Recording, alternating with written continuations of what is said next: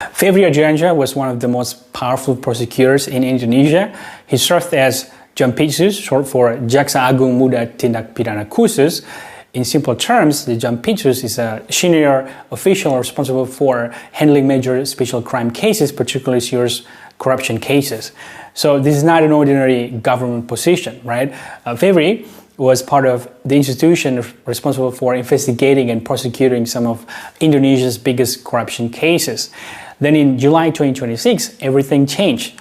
Indonesian police investigators had been investigating several major corruption cases, including cases connected to PT Asabri, Krakatau Steel, and coal procurement related to PLN.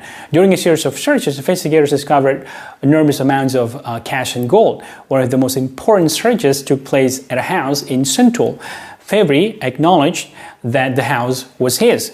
Inside, investigators found approximately 74 kilograms of gold, along with US dollars, Singapore dollars, and Indonesian Rupiah.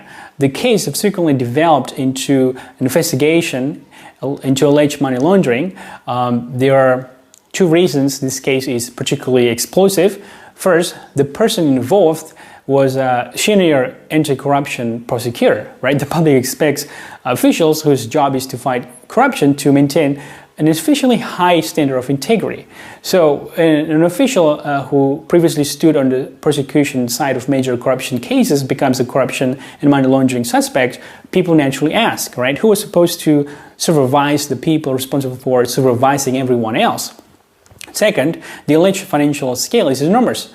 We're not talking about a few hundred million rupiah. We're talking about 74 kilograms of gold and hundreds of billions of rupiah in cash and other assets. Right? Febrie has denied that the 74 kilograms of gold belongs to him.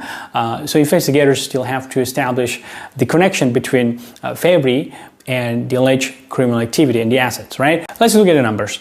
Investigators reported finding approximately 74 kilograms of gold.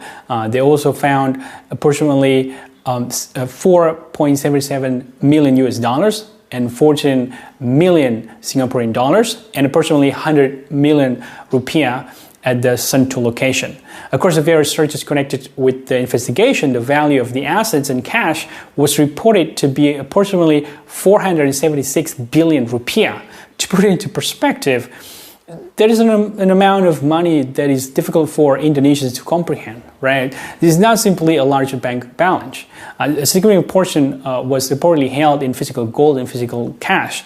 That makes the question of origin particularly important. If someone legitimately owns hundreds of billions of rupiah in assets,